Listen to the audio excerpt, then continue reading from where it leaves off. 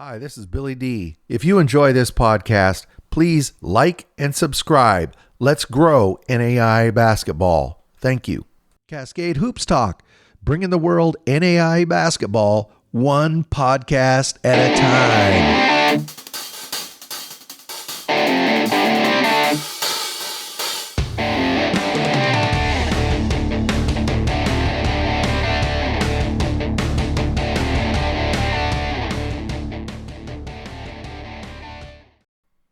Hey, Cascade Hoops Talk, this is Billy D. Hey, today we're going to go out to Warner Pacific. They're the Knights. They play in the Cascade Conference. They're located in Portland, Oregon, just, 2, maybe 3 miles from downtown. You head out on the band field. You get off in the neighborhoods there. You head about, as I said, about 3 miles from downtown, 68th and Division. Of course, when we got there, we went straight to C.C. Perry Gym because that's where you play basketball. It's kind of a small gym, holds about 400 or 500 people. That's about how many students they have there. And I swear on game day, every student is in there, and that little gym gets loud. They have some nice supporting facilities around the gymnasium. The gymnasium itself, as you can see, they've redone the floor. They keep it up pretty nice. If you walk around the campus, the buildings are all new. They're well kept, they're clean. There's their cafeteria and their social area in their main building there. That's just outside the walkway. That's kind of the face of the school. Taking a look at this aerial view there on the top left as it rotates around, it's that building to the far left. That's the gymnasium. And then you have that main building I just showed you. That in the front now is the parking lot, and then you can see the big roof of the, I guess it's kind of their main building where their admin and everything is. As it goes around, you can see the student housing, and then there's other classrooms there. This campus is right on the edge of what's called Mount Tabor there in Portland, Oregon. You can see another classroom. That's right as you go up. It's a big set of stairs going up there. But it's right on the edge of Mount Tabor. Of course, then we headed back to the gymnasium. We wanted to talk to Coach Potts. Last season, Warner Pacific was 18-10, 15-7 in conference. They had a pretty good team last year. They lost 4 starters. Coach Potts really hit the recruiting trail this year. He brought in a ton of transfers, and we're going to talk about those guys here in just one moment. Hey, Cascade Hoops Talk, Billy D. Hey, I'm here at Warner Pacific right here in beautiful Portland, Oregon. I'm with Coach Potts. We just walked around this campus. It's mid-September. Are you anxious for basketball? I am very anxious for basketball.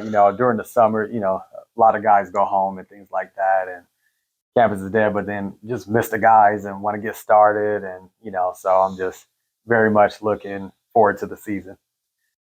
First thing I want to ask you about, you've coached at a lot of different levels. I know you've coached at D3, you've coached at the high school level, and then you've coached at the NAI level. I'm not sure where, but you've coached at a lot of different places.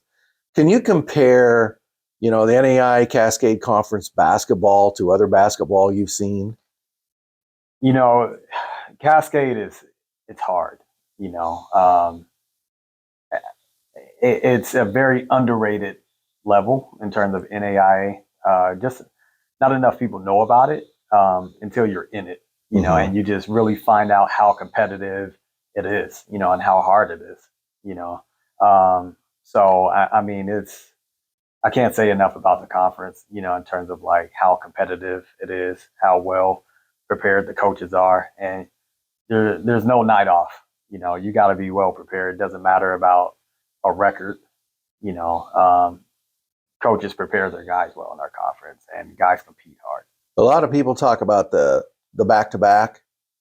Now, in your experience, how hard is the back-to-back?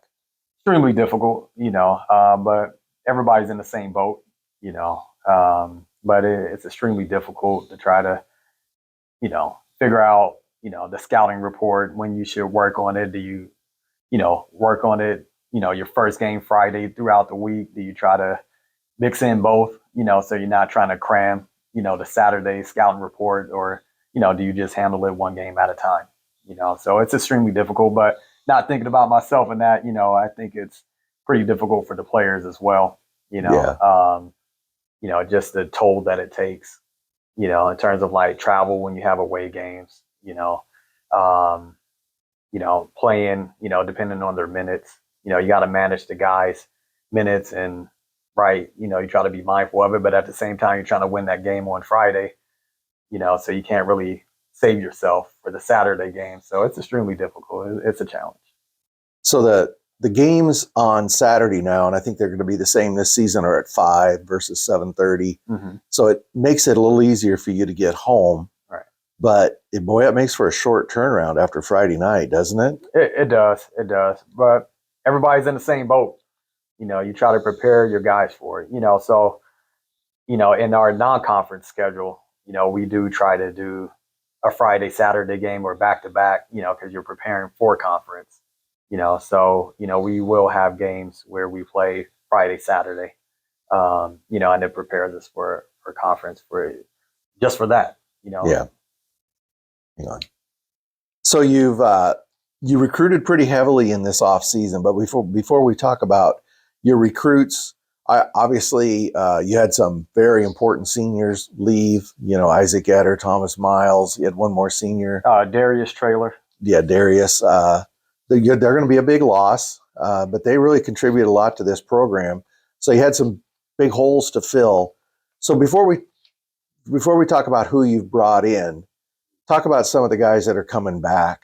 Like Caleb, for example, he played a big role with you guys last season. Yeah, Caleb, Tyree Morgan. I mean, he was huge for us. Played out of position. He's not a 5. He's more of a stretch 4, but He played the 5 for us. He did what he had to do. He's a captain this year, very vocal, but he's going to be. He was huge for us. So losing 4 starters, it's tough, but he's the only returning starter. But he'll do what he has to do.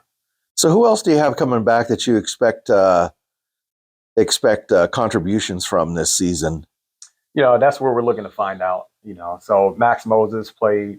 He got a lot of minutes.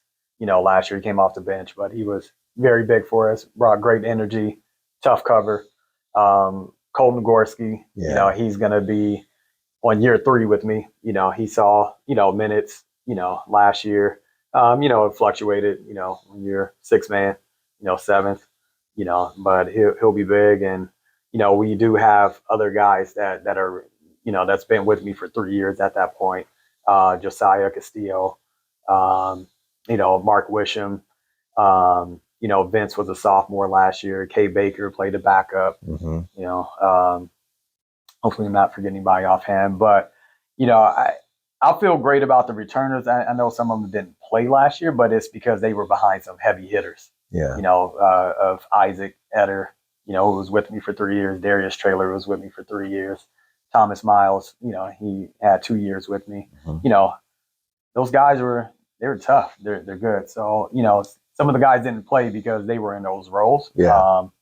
Looking to see some great contribution from the guys who didn't. So it sounds a little bit like coming in here, you start practice here pretty soon. Get some new guys, you got some transfers. It sounds like it's kind of every man for himself. There's minutes out there, earn them. That's kind of what I'm hearing. Yeah, it's wide open. Yeah. And I think even if you played last year, that doesn't mean anything to me. Mm-hmm. I hit a reset button every year. You played last year, you got to show why you played. It's going to be hungry guys. If you didn't play, you have the opportunity to play. And that's, we thrive on how competitive our practices are. How much they're competing. So it's wide open. We lost 4 starters. So it's like, okay, we're going to see. Yeah. Who's going to do what and who's going to earn those minutes. It's like we talked about. You hit the recruiting trail pretty hard, and you talked about NAI basketball. So now this is you're going into your 4th season. Correct. So you're learning the conference pretty well. You know what to expect. So when you hit that recruiting trail, go out looking for guys. What are the qualities that you're looking for? First, high character. Body language. Mm-hmm.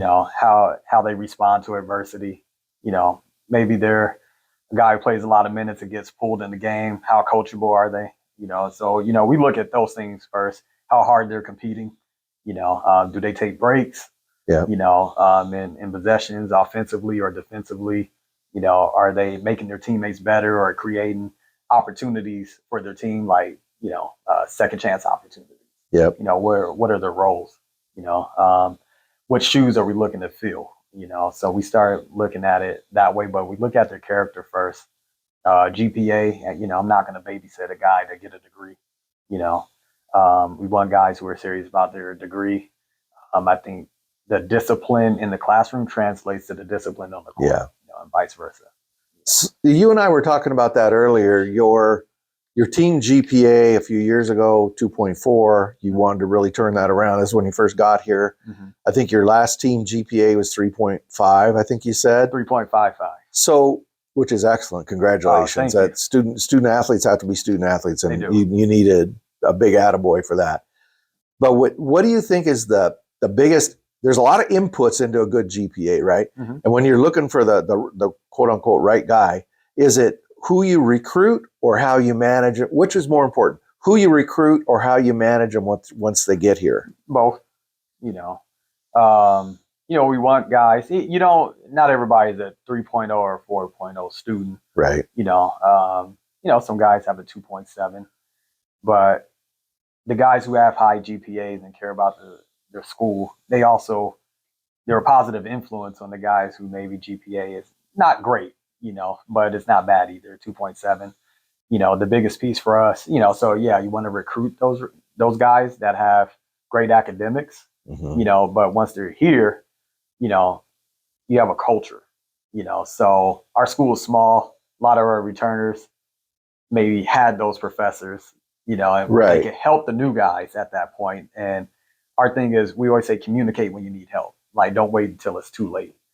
So our guys, have had certain professors or class say, hey man, we could help you with that. Like, I had that professor last year, and now you have that culture where they're helping each other. Some guys don't need the help, which is great, but some guys do. And it's say something early if you need help, so I think that's been the success of the team GPA, is bringing in the right guys, character wise. If they're not at 3.0, 3.5, that's okay, but when you're here, you're going to be the best version of yourself. And we keep it simple for your character, be the best version of yourself, being a great teammate, being a great person on campus, be the best student that you could be. If you're a 3.5 student, shoot for it or better. If you're a 3.0, be the best version of yourself. Go to class, don't be late, turn in your assignments, and then be the best version of yourself on the court. We don't want to have to babysit to say work hard. So we just say be the best version of yourself on those three areas. Yeah. So you brought in, it looks like 1, 2, 3, 4, 5, 6 or 7. 7. And they're, with the exception of one who's coming in as a senior, the young man from Dickinson. Christian Murphy. Yeah. Most of them are coming in as juniors, so you'll have them for a couple of years. You want to talk about this class? I mean, you've got guys from Alameda College, Lower Columbia Clark. Do you have a connect? What's this connect? You got 3 guys coming in from Allen Hancock. It's happened to work out that way, But Matt Solomon, he's a D1 drop down, so he's at Allen Hancock, but then he was at Binghamton, yeah. On the East Coast. I've known Matt for a lot of years. He's a California guy. Most of these guys are California guys, I noticed. Yeah, it's a good mixture. It's half and half, but Matt I've known for a very long time, a great young man, a hell of a basketball player, a really good student, Mm-hmm. And then Colin and Daryl, they're from Allen. We like them both, it's, the coach down there, he runs a really great program, So Daryl Brooks II, he's coming from Allen Hancock. Mm-hmm. I looked back through his bio. He's known as a defender. Right. Is that what you're looking for from him when he comes in, or be a basketball player? Defending is part of it. It's a huge part of it. Yeah. But he's also he plays the right way. You know what I mean? So he was a defensive player of the year. Yeah, his first year at Cuesta. Then he kind of went through an injury throughout the season at Allen Hancock. But yeah, he's a high level defender. But he also he plays the right way. And then Colin Osterreich, I think I'm saying it right. Mm-hmm. His mom played D1 ball at Rice. Right. So this guy comes from an athletic family. He does. He comes from a basketball family, terrific. Big guy. Yeah, big guy. He's very underrated. My assistant and I, Kevin Rowe, we saw him play last September at a JUCO event. Yeah. And he's very mobile. He works very hard. He's athletic. He can finish. His minutes wasn't as much, or his stats wasn't great, at Allen Hancock. But I mean, we were recruiting him throughout the year. We went off our own eyes. I understand. Not his stats. Gotcha. And we thought he would be a great fit here. So yeah, I'm real anxious to see him. You mentioned, we talked about Chris Murphy. He's coming as a senior. He played at Dickinson. Before that, he played over at Yakima Valley. Mm-hmm. But he looks like a big, strong guy. And that's putting it mildly. Yeah. I mean, that dude could be a linebacker for a football team for sure, man. He's very athletic, and body is built like a machine. He looks like the Terminator out there. But very experienced, very mature. Another defensive guy. Athletic, but brings a lot of experience at the NAIA level. So expecting him to do a lot of great things as well. Let's just go through a couple more. Jordan Jackson, he's coming from Alameda College. This guy's a scorer, 17 points a game, shot almost 40% from three. Mm-hmm. Talk about his game just a little bit. Yeah, Jordan plays the right way. I know, his numbers for scoring is great, and he has the ability to do that. But he's also a great passer. He plays the game the right way. Gets after it defensively. So that's great that he can put the ball in the hole. But he also plays the right way. So people may see him just as a scorer. Yeah. I look at him like a really well-rounded basketball. He's a basketball player. He is. And then Sherman Royal, he played over here in Longview at Lower Columbia, but he comes via Palm Beach, Florida. He's made a long trip to Portland, Oregon, hasn't he? Right. What do you like about his game? Man, great mid-range game. A big, strong body. Very level-headed. Okay. And really good with his mobility and defensively. But he brings a lot of balance, to the game between rebounding, defending, his mid-range game, so he scores in multiple ways, not a high volume 3-point shooter, but it's respectable. Okay. So he brings a great balance to the game, between those areas. And then you went south just a little bit to Vancouver, Washington at Clark College and picked up Sean Johnson, another guy coming in as a junior. You're going to get 2 years out of all these guys with the exception of Murphy. Right. Talk about Johnson's game. Man, he is, he can obviously score it and shoot it, but he's also just very athletic, rebounds well, but he is vocal, man. Oh, really? Oh, he's very vocal from an energy level. He didn't play this past year, but I saw Sean play the year before his sophomore year at Clark. We're lucky to have him. He should have been playing somewhere. But Sean he's a high level scorer, great energy, and he extremely good work ethic, so he's expected to contribute. So that's a pretty good list of transfers you got coming in. These guys are going to come in. They're going to push the guys that are already here. You're going to have a roster of 14. You won't have to redshirt anybody.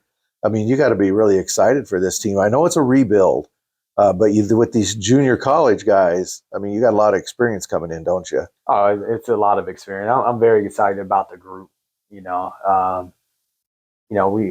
We've set a great foundation over the years, and while, maybe the new guys could be viewed to push the returners, I think it's vice versa too. I think the returners, they've been in our program. They've been battle tested.